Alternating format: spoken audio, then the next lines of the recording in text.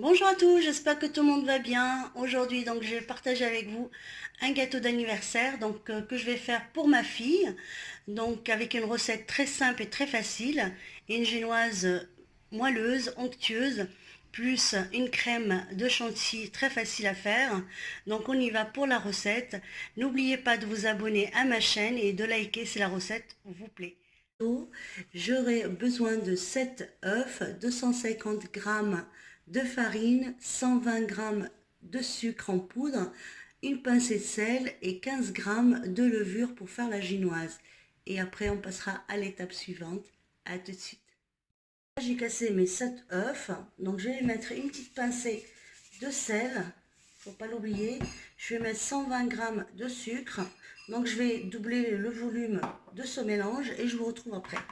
À tout de suite. Là, une fois que j'ai mélangé donc mes œufs, je les ai fait doubler de volume. Je rajoute donc 250 g de farine. J'ai pris un grand plat qui va aller au four, donc je vais mettre ma génoise dedans.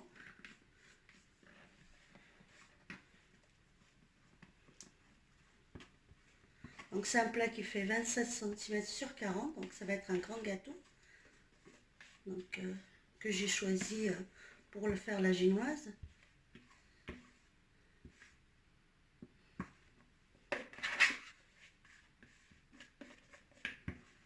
Donc là, à l'aide d'une maryse, au four, à 180.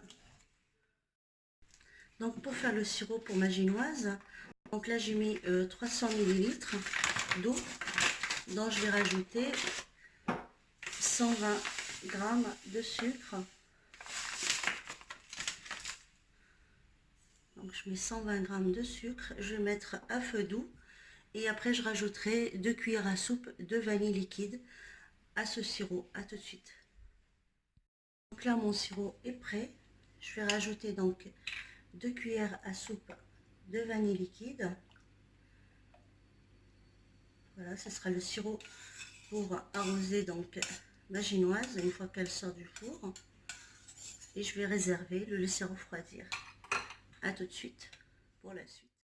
Là je vais faire donc la crème pour mon gâteau. Donc là j'ai 500 g de mascarpone. Je vais rajouter 120 g de sucre et je vais rajouter donc de la crème fraîche, donc entière. Je vais rajouter donc 500 ml et je vous retrouve après. Donc là j'ai mis les 500 g de mascarpone, j'ai mis 500 g de crème fraîche entière, donc liquide, et 120 g de sucre. Je vais rajouter donc 2 cuillères à soupe de vanille, parce que je vais le parfumer de vanille. Vous pouvez mettre du café, vous pouvez mettre le parfum que vous voulez. Donc là je vais mélanger tout ça et je vous retrouve donc pour voir si votre crème est bien montée. Donc vous prenez toujours votre saladier, vous le renversez comme ça et là vous voyez tout de suite si elle tombe, ça veut dire qu'il faut encore la fouetter. Si elle tombe pas, ça veut dire que c'est bon. Donc vous pouvez la réserver au frais le temps que votre génoise cuise tranquillement. Donc vous voyez, c'est un gâteau qui est très facile. Vous pouvez le faire pour les anniversaires, pour les occasions, pour les fêtes. Donc voilà, je vous retrouve après pour donc la génoise. Je reviens après la cuisson de ma génoise. Donc je vous montre, là je viens de la sortir du four. Donc je l'ai mis sur un support silicone. Donc là je vais la couper en deux. Donc vous voyez, elle est comme ça. Donc je vais essayer de la couper en deux pour avoir deux étages. Je ne sais pas si je peux dire comme ça. Donc là je vais couper donc ma génoise et je vous retrouve après. À tout de suite.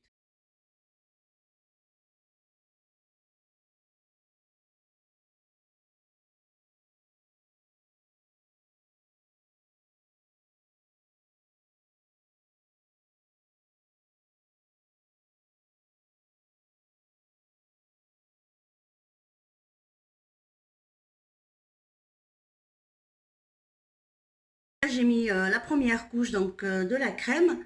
Là, je vais mettre l'autre côté de la génoise et je vous retrouve après pour vous montrer la déco. À tout de suite. Je vous retrouve après donc avoir décoré le gâteau d'anniversaire de ma fille. C'est plutôt elle qui a écrit joyeux anniversaire, donc elle a mis son prénom, et elle a mis bon anniversaire, et elle a décoré son gâteau. Moi j'ai juste fait la génoise et la crème, et donc elle a fait la décoration de son gâteau pour ses 17 ans.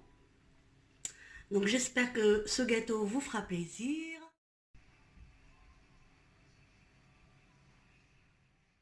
À bientôt pour une nouvelle recette. Ciao les amis.